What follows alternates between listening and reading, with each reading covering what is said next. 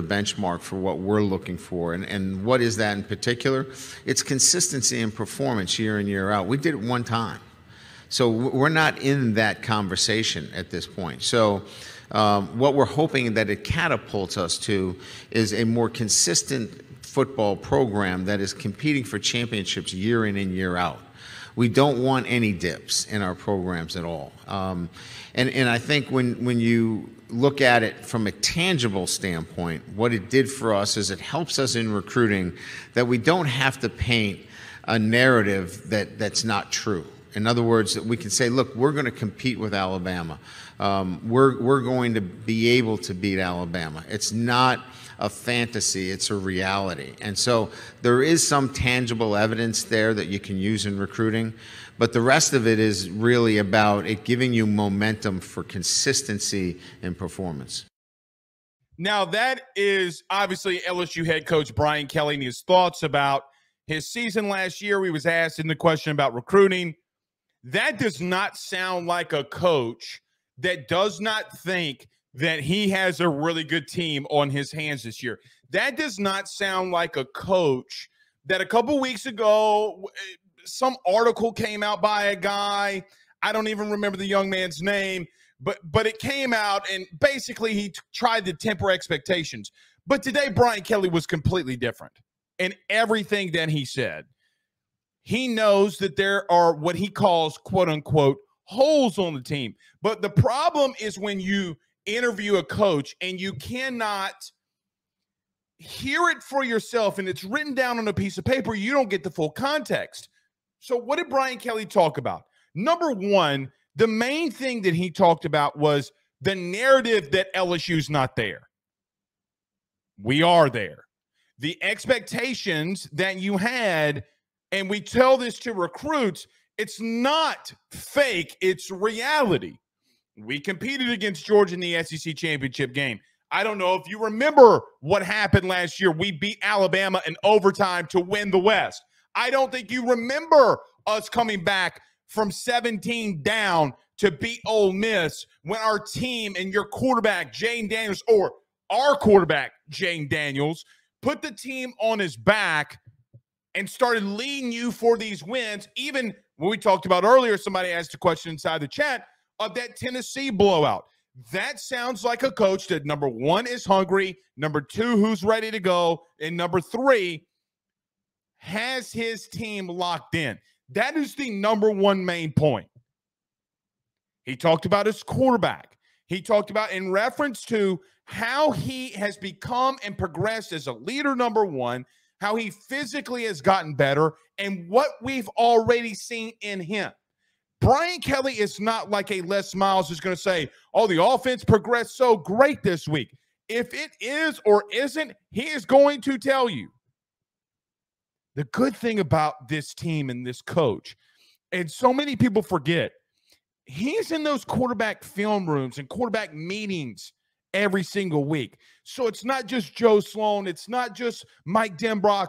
It's your head coach who, by the way, is only 6 wins away from 300 total wins as a head football coach in college football. The man talks about, we are doing this in reality. It doesn't matter what you write. It's like Brian Kelly went the rock in the late 1990s, early 2000s. The media member says, well, how does it make you feel? And Brian Kelly says, it doesn't matter how it makes you feel. We got a damn good team.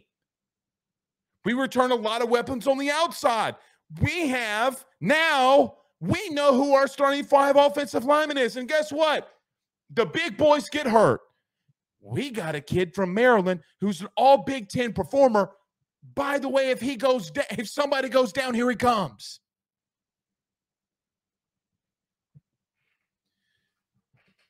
The summer is so great for college football because it builds into something. It builds into the talking season where everybody's got this hype. A&M, LSU, Alabama, Georgia, Ohio State, Michigan, USC, Oregon. All those teams will have their hype.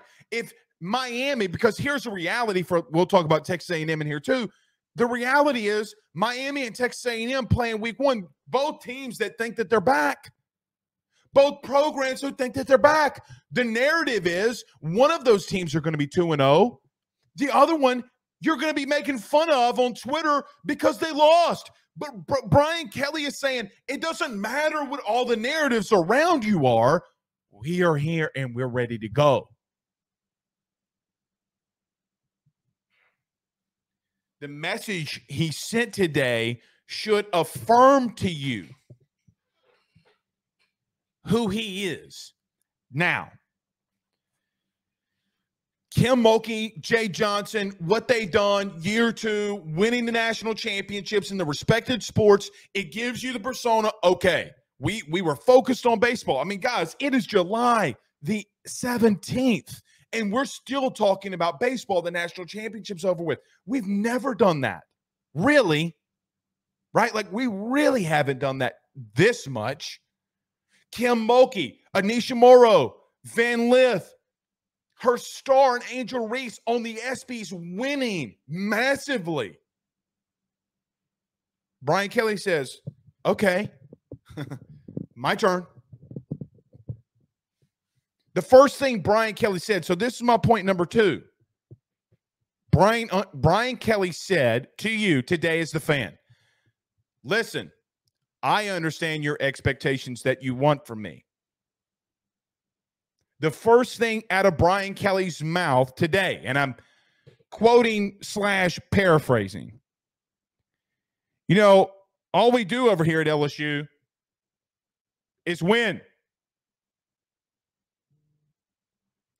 What Jay Johnson and Kim Mulkey did with their programs in year two, boy, do I have a lot to live up to. Brian Kelly's coming out and saying, LSU fans, I hear you.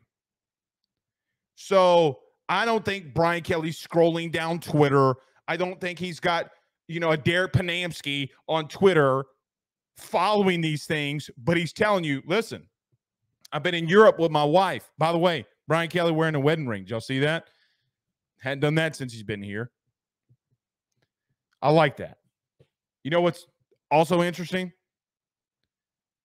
He comes from his vacation, basically in opening says, guys, I just got here from Europe. I took my week. I'm back now. I heard you. I got a chance to leave the States with my wife. I hear you. Nick Saban was just in Italy. What was it, guys? Like 2 weeks ago. I hear you. I hear you. It's something to be, there's something to be said when your head coach says, I acknowledge, and look, I acknowledge what you're saying. I hear what you're saying. Let's go get him. Number three, let's start with what Brian Kelly considers holes in his team. Okay. I thought that number three was a pretty massive undertaking and realizing what he sees already. So I guess, and we talked about this article just a minute ago, kind of briefly, but there was the article that came out and Brian Kelly says, yeah, you know, maybe not year two, but year three is where we aim. Nevertheless, I still think we might have some holes on this team. So we clarified, because when you read it in the text, it's not exactly what he's saying. You know, Brian Kelly was asked today about his defensive backfield. He goes, look, I got two really good guys in Major Burns and Greg Brooks. They played a lot of football. Andre Sam comes in. He brings that experience. But Denver Harris is a five-star guy. I have no idea what I'm going to get in him. He mentioned by name Southeastern Zone, Zy Alexander. He says, I think Zy Alexander could be one of the best boundary corners that we've seen, but you had not seen him yet in full real action. And he talked about his young DB room. He talked about some of the guys returning. He goes, look, man, I've never had to replace this many pieces because don't forget, when I came here, I had 39 scholarship players. I didn't really know what to do. I had to figure a lot of things out.